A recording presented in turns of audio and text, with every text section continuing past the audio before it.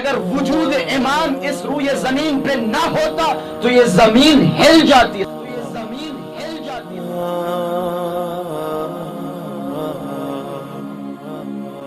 وہ امید جو ہم میں سب سے زیادہ ہے وہ کیا ہے؟ شفاعت. کون کرے گا؟ امام.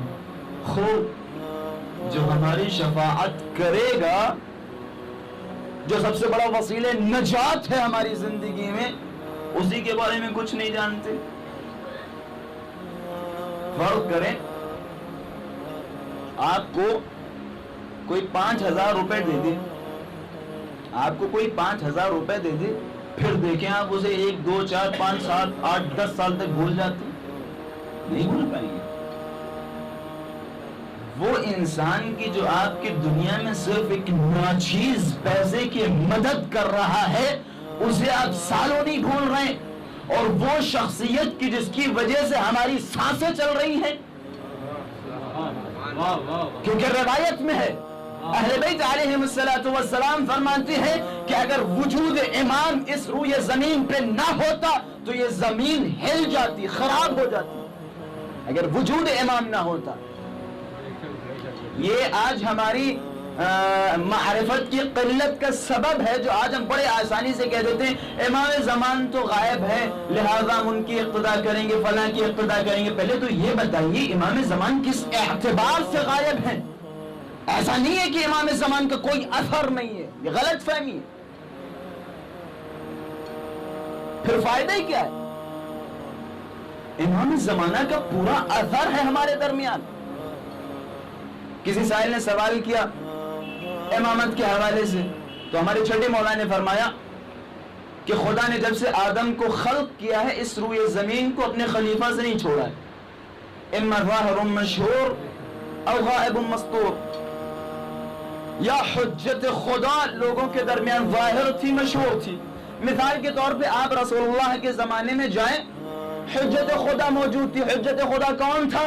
رسول اعظم. حضرت امیر کے زمانے میں جائیں، حجت خدا کون تھا؟ امیر کائنات. ظاہر مشہور، ظاہر تھے، مشہور تھے، لوگ جانتے تھے کہ امیر حجت خدا ہے. پھر مولانا نے دوسرا جملہ کیا فرمایا؟ او غائب مستور، یا یہ کہ حجت خدا غائب ہوگی، پوشیدہ ہوگی. تو سائل نے سوال کیا، بڑا عقل مند سائل تھا. سائل نے سوال کیا فَكَيْفَ يَنْتَفِعُ النَّاسِ بِالْحُجَّةِ الْغَائِبِ الْمَسْطُورِ، کہ مولا خب حجت خدا اگر ظاہر ہے، آشکار ہے، ہمیں سمجھ میں آتا ہے، لیکن مولا وہ حجت خدا جو لوگوں کی آنکھوں سے غائب ہو، اوجھل ہو، لوگ اس سے استفادہ کیسے کریں گے اپنی زندگی میں؟ حضرت نے کیا بہترین پیارا جواب دیا ہے. فرمایا کما ينتفع الشمس اذا سطرها الصحو، کہ اسی طریقے سے امام زمان سے استفادہ کریں گے جس طریقے سے ہم جب سورج غائب ہو جاتا ہے تو بادلوں سے استفادہ کرتے ہیں. سورج کا کام کیا ہے؟ سورج کا کام یہ ہے کہ سورج ہمیں اجالا بخشتا ہے، ہمیں روشنی دیتا ہے. اب آپ دیکھیں جب سورج کے سامنے ایک پردہ حائل ہو جاتا ہے، جب بادل آ جاتے، صاف لفظوں میں کہوں جب بادل سامنے آ جاتے ہیں تو کیا ہم روشنی سے محروم ہو جاتے ہیں؟ روشنی سے محروم. کیا رات ہو جاتی ہے؟ کیا ہم ایک دوسرے کو نہیں دیکھ سکتے؟ بس فرق یہ ہے کہ وہ لائٹ، وہ روشنی تیز تھی، یہ روشنی تھوڑی ہلکی ہے. لیکن روشنی ہے، اتنی زیادہ روشنی ہے کہ آپ کسی بھی چیز کو اگر سوئی کو بھی زمین پہ ڈال دیں تو سوئی بھی آپ اٹھا سکتے ہیں، اتنی روشنی رہتی ہے. مولا نے کیا فرمایا؟ غیبت امام زمان میں لوگ امام زمان سے اسی طرح استفادہ کریں گے جس طرح لوگ جب سورج غائب ہو جاتا ہے تو استفادہ کرتے ہیں روشنی سے. یہ ہو گئی حدیث. اب اس حدیث کی تجزیے دو جملے. خوب کیا ضرورت تھی کہ حضرت نے اسی مثال کو استعمال کیا؟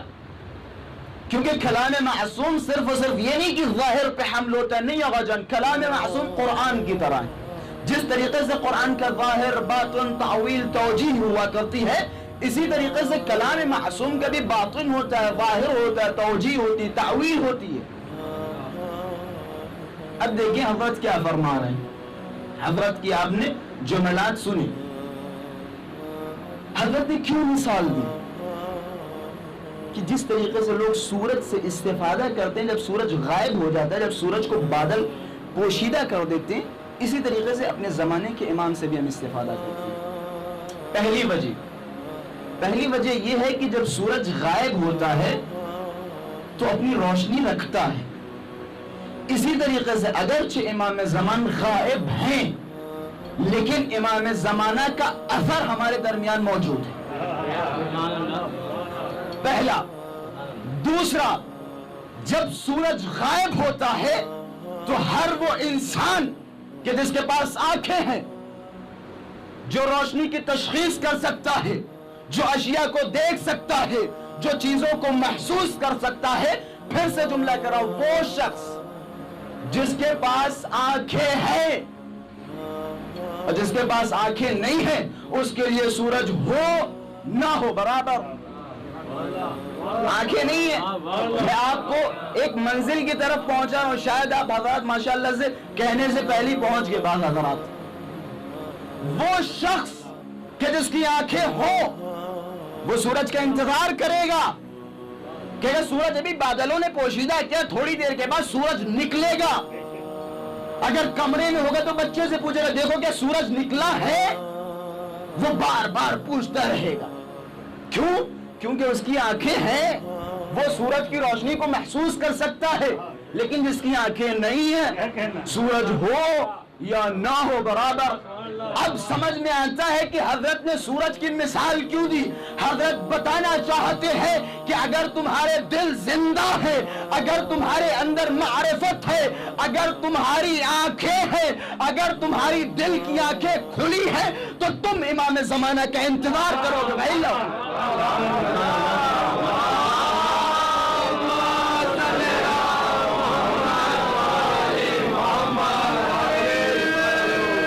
شكرا يا ربي شكرا، هديت قلبي شكرا.